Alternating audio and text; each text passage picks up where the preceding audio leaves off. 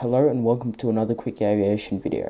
In today's video, I'll be telling you the requirements and types of cabin crew and what do you do as a cabin crew member. Now, before we start with the video, please like on this video and please subscribe if you haven't already. Disclaimer, no, I'm not a cabin crew member. However, I've tried to do as much research as I possibly can so you can have a better understanding of becoming a cabin crew member. Now, let's cover the requirements on becoming a cabin crew member. Each airline has the requirements and some are different to others, but here are the general requirements. You need to be at least a minimum of 18 years of age and have a certificate for responsible serving of alcohol. You need to have a senior first aid certificate with a reasonable amount of time of validity.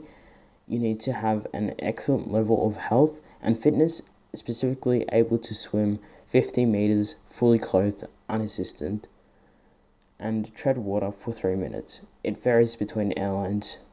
Major airlines usually require you to pass a high school, and for some airlines, experience in hospitality is required or preferred.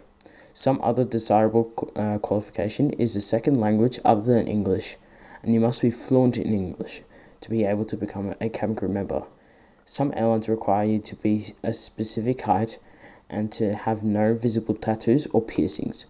If you have something like acne on your face and it is obvious even with makeup on, that may disadvantage you on becoming selected as a cabin crew member.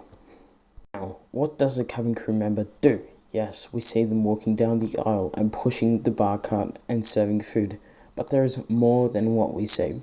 There are many responsibilities that a cabin crew member has to do. For example, you need to be professional and punctual, attend a pre-flight briefing with the rest of your other cabin crew members, and the cabin crew leader informs the crew on flight details, the schedules, number of passengers with special requirements, for example, people with wheelchairs, carry out pre-flight duties like checking safety and security, making sure the plane is clean and tidy, and so the cabin crew is ready for the meals and drinks that is being served during the flight.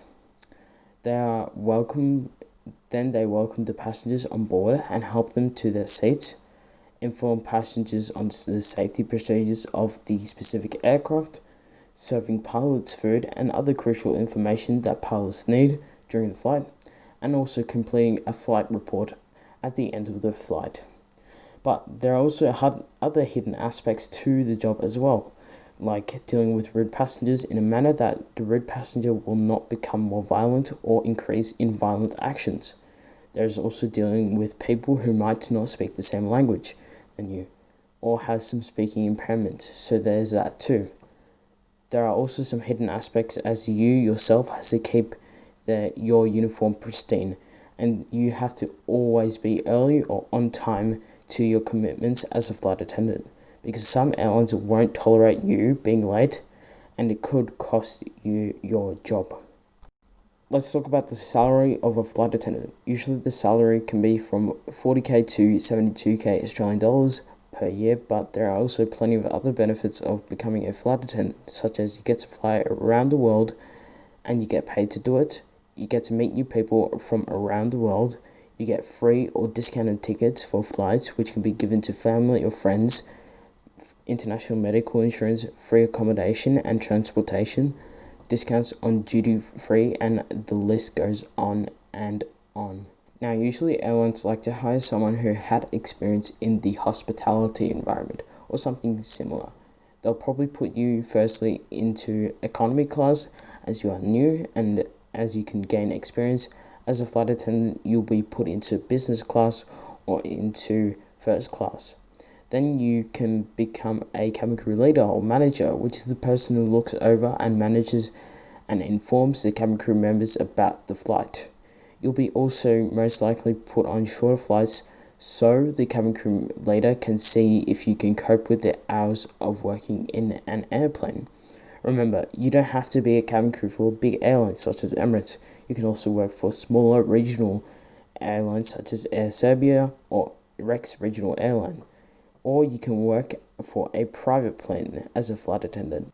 Now, working as a cabin crew member has some irregular work hours. It is very important to understand that the airline sometimes can ask you to work on days such as Christmas Day or public holidays, which can disrupt social gatherings and close relationships. Also, working as a cabin crew member can be discomforting, especially if you're an international flight attendant. Catching up with time zones can be very, very difficult, as you are wide awake at night, or you can be extremely tired in the middle of the day at your destination. There is some other potential risks, such as motion injuries, radiation exposure, unhealthy eating, and increased cancer rates. The airline will provide you with uniform to wear, which will be integrated with the pay, and as said earlier, if the tattoos can be completely covered by a uniform, you are okay for working at an airline.